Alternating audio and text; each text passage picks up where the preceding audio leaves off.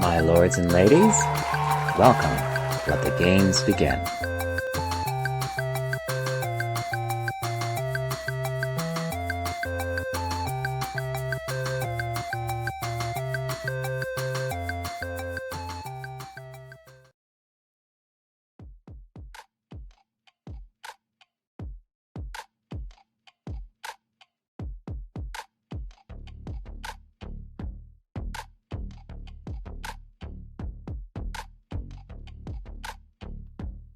First, let's take a look at the game's first trailer. Now I know, it's a bug, rolling a piece of crap.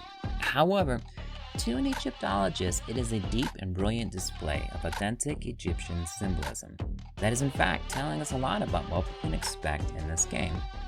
We start with Khepri, the ancient scarab god. It was his job to lay hold of the sun, or sun disk, by the command of Ra, the sun god who has the same sun disk above his head. It was a difficult task with many obstacles.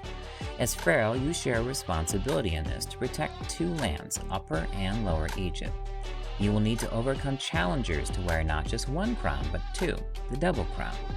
Now as Pharaoh, you know that the greatest challenge you face is chaos, also called Isfet. Everyone fears chaos, even all the gods.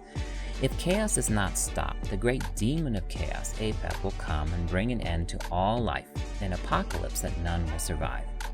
Only a great divine Pharaoh who has established his divinity and right to rule is the reborn first god, Pharaoh Horus, can ever hope to accomplish this.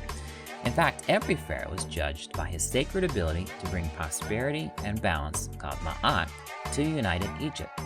Only then can you, Pharaoh, be powerful enough to protect Egypt and the entire world from this chaos of total war.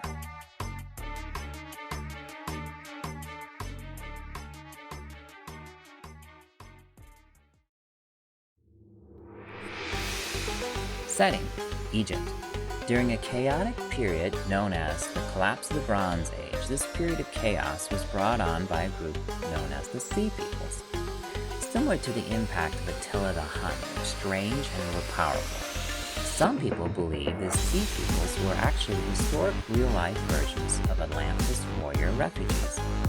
Who could survive? Would a new Egyptian dynasty make a big difference?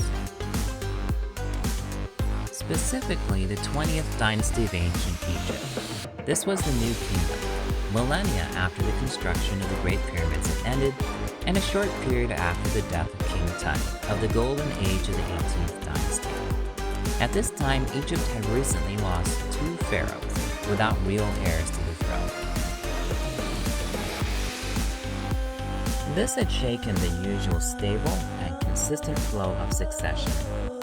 So much so that the succession of Pharaoh at this time gave unusual opportunities for the ambitious and those willing to play the game toward politics to one day become Pharaoh. Enter Ramesses III. As mentioned earlier, the setting is not just Egypt. There will be three distinct cultures the player can choose from, including the arch-enemy of Egypt at this time, the Hittite Empire. Bringing in the third culture are the Canaanites. Their land is always being fought over. Also, multiple non-player cultures will be available to encounter and deal with. Because the scope of this game ranges from the rugged mountains of Turkey through vast portions of the Fertile Crescent, Canaan, Upper and Lower Egypt, with as far south as Sudan, the biomes are wonderfully diverse, creating a great blend of thematic campaign locations to battle it out on.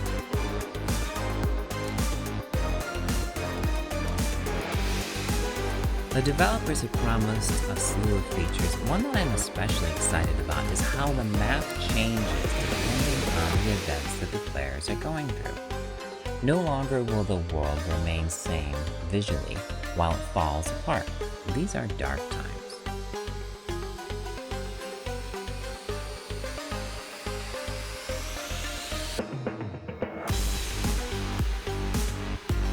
National and global events will shake your world, adding to the demands placed on the Pharaoh. You will have to act in an extremely dynamic world, where events play a massive role in your world. Threats not just to you, but to the civilized world will have to be dealt with. You will get real-world decisions in a world that is not ready for the chaos it is about to face.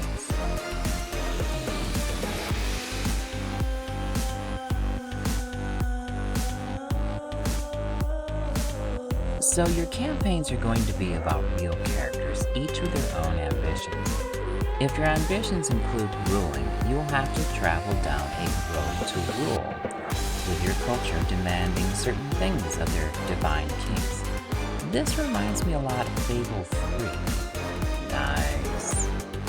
Legitimacy is an important part of your campaign if you are striving to wear the crown.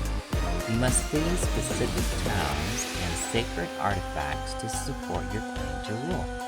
Is anyone besides me thinking of Mountain Blade with a character confronting a world not ready for you to wear the crown? Town? Artifacts? In fact, I'm looking at the character RPG, and I'm very reminded of Crusader Kings here too. Nice. Now, if you're not thinking of chariots, something is wrong with you. I've always been very disappointed in how chariots have been implemented in most games. They were a very powerful part of the ancient army, brought to Egypt as a troop force by Hyksos centuries earlier. They weren't tanks running everything over. They were rather a fast, mobile archer platform designed to operate in large quantities at both great speed of horse and speed of arrows. Would be the equivalent of a mass drive-by shooting.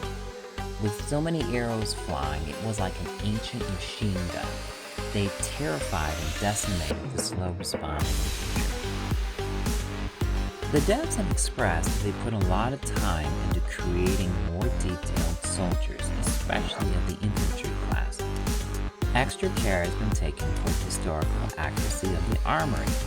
Now this would include a variety of maces, spears, javelins, crude militarized farm instruments, hammers, slings, bows, axes, daggers, and of course swords, my favorite, Kopesh. I have been impressed with the clothing and armor of the units' great authenticity to their respective cultures, including the shape of their shields. Very importantly, these units are also very different in their native lands and their fighting styles. This gives the player very different tactical playstyles.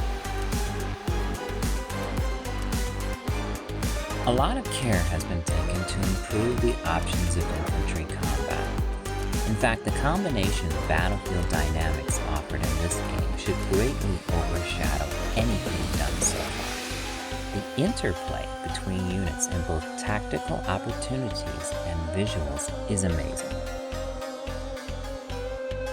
The units have returned to their glory days of the Shogun, where the attention to giving the units a realistic soldier-to-soldier combat has been really exciting. All new orders for your units have been promised, including a staged slow withdrawal, a controlled backward move while engaged. Finally, I've tried this strategy in nearly every Total War iteration. Maybe now it will succeed. Historically speaking, this is the right time period for this controlled withdrawal move too. Only recently, in 18th Dynasty, did Egypt start employing professional armies, which would have had the training and discipline to pull this off. If you are like me and having played Troy as the Egyptian faction, you will have watched in dismay as your main infantry is torn to pieces by a smaller, heavier force every time. Which is one reason why I am so excited about getting a major revamp on the environmental effects of the battlefield on the units. Now the heavy armor tanks don't just win by default. Know your battlefield and use the right units to exploit your enemy. Your terrain is not going to just be about shooting your enemy from hills and hiding troops in a forest. sand is now going to play a big role. Try moving your heavy elite turtles through the sand, and don't forget mud too. Chariots work because they are mobile. This brings me to another exciting set of features, weather. We have had fog, rain, and so forth, but now we have sandstorms and sweltering heat. Which army do you want to be in the sweltering heat? The heavy armored Hittites who will start to faint, or the standard Egyptian infantry? Furthermore, these major weather impacts are dynamic, so your tactics will have to change to meet the favor of the gods. Nice. Now, what do you do when new mud appears on the battlefield during a surprise shower? What about the archer army caught in the sandstorm? This is gonna be good. So many major battles have had completely different outcomes because of a change in weather. Finally, a real reason to have a more diverse army is to remain flexible, as now Mother Nature can be a real foe or ally. This is where I would like to see a slight manipulation of the game using the gods. Perhaps you are all about Horus, the god of weather and rainstorms. Perhaps Set, the god of the sandstorms. If done right with small influences, this could be amazing. Of course, if done wrong, it could ruin things. I'd like to hear your thoughts in the comments below. We do know the gods will have some impact on units, fatigue, and stats. We'll have to see how it turns out. Maybe we can impact Mother Nature with them. We do get to pick which gods that we want to have. Speaking of Mother Nature, this new edition of the game has me really excited. Finally, a proper use of fire. Not just some arbitrary stat boost, as if archers have some fire element magic arrow. Fire on the battlefield, fire on the sieges, all the benefits, dangers, and drawbacks. The last time I was this excited about fire would be Far Cry 2, that's right. Let's talk a bit about sieges. This is another area with, in my humble opinion, major improvements. First and foremost, no more pocket ladders. Gone are the jokes. Are you happy to see me, or is that your pocket ladder? And we also get sapping. Now, finally, sapping is not just for orcs, assaulting a human mountain fortress. Yeah? Down comes some wall. The wall capture mechanics are getting some major reality upgrades too. Very exciting. Of course, we will get the usual siege engines, but I'd like to see how these pieces all fit together with the more accurate unit type details and weather effects.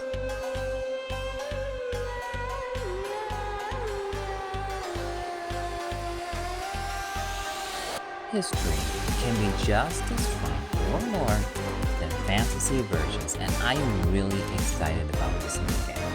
I think the devs said it best in their recent interview. Like and comment below if you agree. That's why we like history games so much. Like the stories there are just as fascinating as any fantasy you can imagine. Like really love. Now we wait. Waiting patiently for a chance to wear the crown. Waiting and, of course, some more waiting to revisit the civilization that lasted millennia. I would love to hear from you in the comments below. Will you pre-order?